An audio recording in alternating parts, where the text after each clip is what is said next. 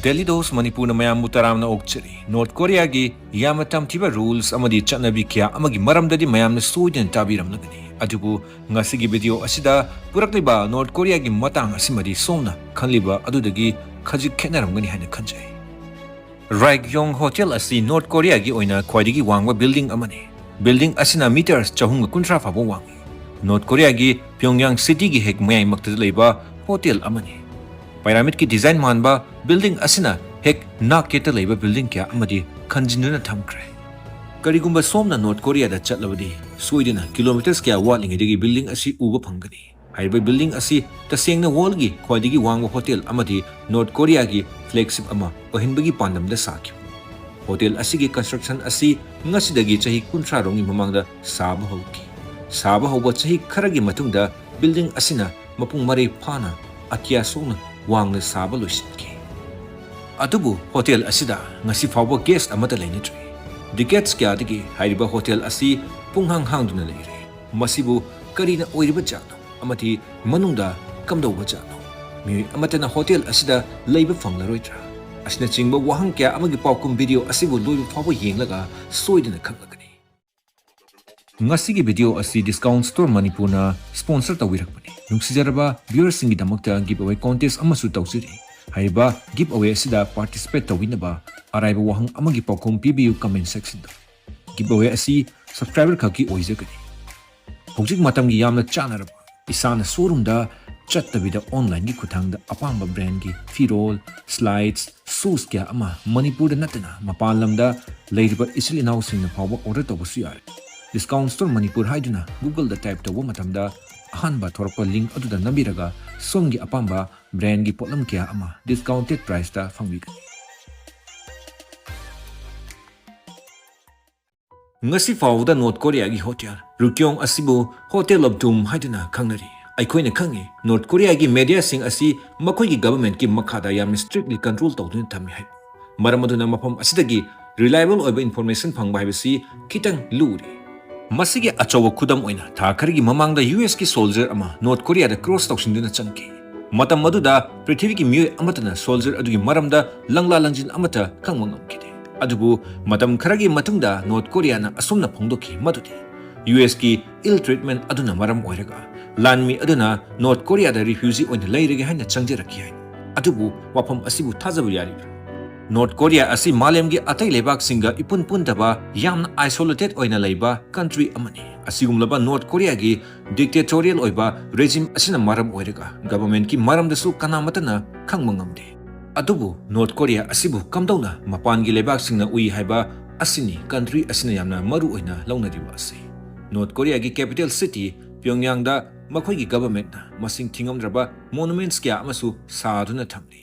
Asigumlaba wanglaba skyscrapers amadi impressive oiraba statue mayamsing asina atai atoba leibak singda uti. North Korea asi kayada inak khulaba amadi santi leba leibak amani haina. Ryukyong Hotel asigi maramda aikoina nainadringaida North Korea gi brief history khara thamjaki. 1945 fawdadi Korea asi Japanese colony ama oiramki. Japan World War II da maiti krabagi matungda Korea asi ani thongna khaidoki. Lan ngamkiba leibak anina Korea asibu North Korea amadi South Korea haiduna makhoigi makhada thamki. South Korea asina USA na occupy tawki amadi North Korea na Soviet Union na masina maram oiraga South Korea na matamgi matungina democracy chatpa leibak ama oiki aduga North Korea na communism gi flag ki makhada dictatorial regime ama oina leiki. Mataw asumna leibak ani asina amaga yeknabu oinaki. Conflict asina asum chawthoraktuna 1950 da Korean War thoki. Haiba war adu chahi ahum chupna songnaki amadi mara laijitraba miyoi 4 million stromsu punsi manganki. War aduna Korea asibu ani thokna permanent oina khaiduki. Haiba war adugi matungda North amadi South Korea ani asigi marakta ceasefire su thamnaki adubu haujiksu violent incident kya amasu tatana thokle. Ngasi fawo lam ani asigi mari atugi matik fatri habasi aikoina khangle. Video asina makha tarakpada amuk ngasi dagi chahi decades khargi matamda hangatna yengs. South amadi North Korea haujiksu yekna lebak ama oina leiri. 1986 ta South Korea gi company amana Singapore da hotel ama saki. Matam maduda hariba Singapore hotel aduna Prithivigi khwaidagi wang hotel amu haibdu oiki. Chahi anigi matungda South Korea da Olympics pangthoktuna lebak adugi yamna lemjaningai oiba saktam adu malemda saktaki. Matam adugi North Korea gi dictator Kim Il Sungna hariba development sing aduda yaninglamde maramaduna madugi laman singbu oina North Korea na 1989 da World Festival of Youth and Students pangtokki. Leibak chama humdra taretagi miyoi lising tara henbana North Korea gi capital da lakki. Thoram asiga mari lenana capital city Pyongyang bu punglang langanaba $4 billion thanaki. Paisa asina anoba lambi thong semgatpa amadi stadium kya ama sabda sizinaki.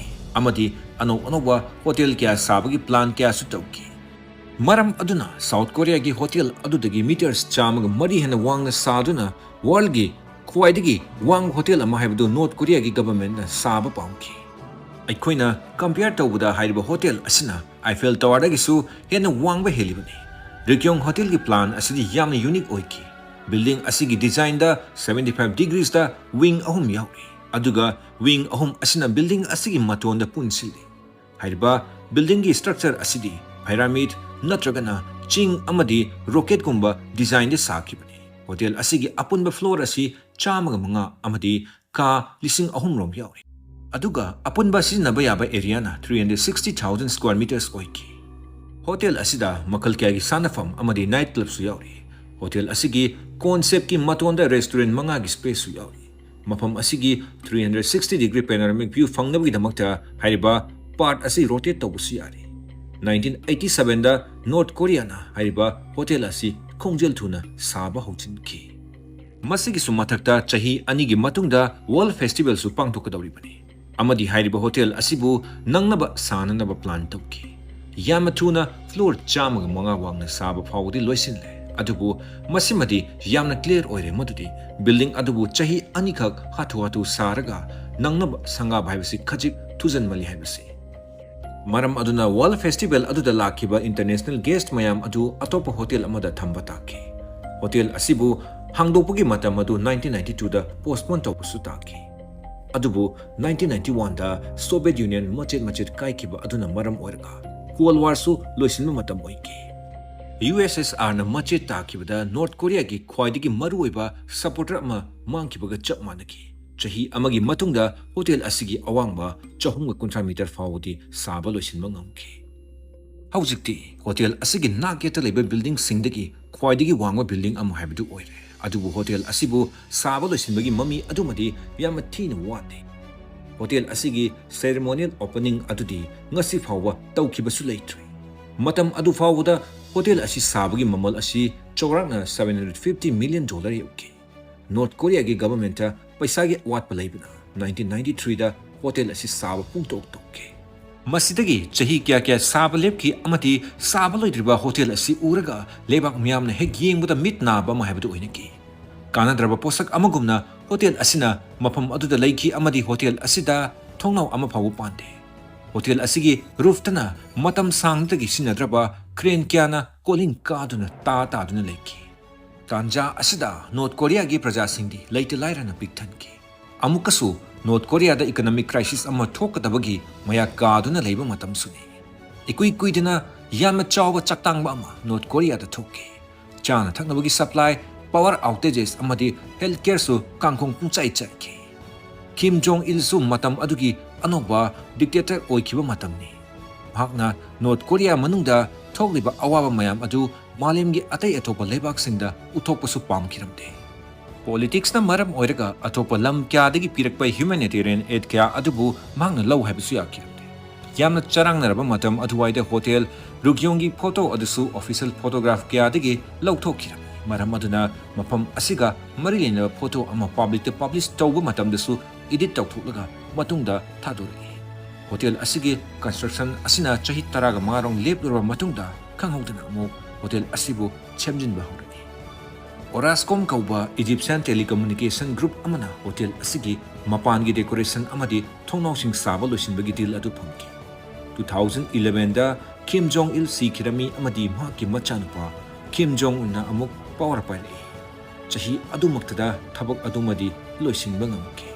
Masigi matungda German luxury hotel group Kempinski-na announce tawki madudi hotel asigi mathak thangba floor da room chamaga yankai sagani haina. Hotel asina amuk hana miyamda khusinabagi tanja adu yorokpa matamda plan asimasu fail oiki. 2013 da Kempinski-na project asibu north amadi west ki marakta laiba political tension na maram oiraga cancel tawba taki. Ngasi fawda hotel asi amuktasu hangkiba leitri. Building asigi manungda kanamatana changbagi ayabasu leitri. Ngasi fawda single guest amatana chawrab hotel asigi manungda leikibasu leitri. Hotel asigi mapan thangba sarukta ningtizana semjilabasu manungdadi kintarambasu yare haina experts singna panari.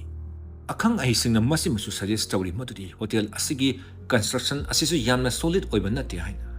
Aduk chawkraba concrete ki structure asida steel ki structure su yamna thina wana yawki. 2014 da hotel asiga hypet manaba concrete khaktana saba skyscraper amasu Pyongyang city da collapse tokiba laiki. Apaba hotel kya laibagi mahutta North Korea asidi prithivida tumina nuclear weapon testing chawbagi Korean action movies amadi lairaba praja miyamda otpagi oina maming chati. 2018 dagi hongna building asibu propaganda sandopui oina seasonary. LED leasing kya hotel asigi cover the install su tawri. Screen asida minute mari sang video amasu leptana adum sandokni. Video atuda North Korea gi history amadi political slogans kya amasu yawi. Hotel building asigi matona pak chawraba North Korea gi flag amana hai humduna su thamle. Asomna leibak amagi chawkatpa haisingba tourism amadi praja miyam gi momon minok adu utpagi mahuta North Korea gi dictatorial regime gi failure adu utli. Karigumba hotel asigi maikum adugi manung adu yengba phanglabadi suidena khangani mafam asigi reality adu hojik miyamda thamjagadoriba wahang asidi North amadi South Korea ani asina karamba chahida lanthingna ki wahang asigi paukhum somna comment section da pibituna giveaway contest asida saruk yabiyo ngasidagi numit 10 gi manungda contest asigi results soidena mayamda langthop sakini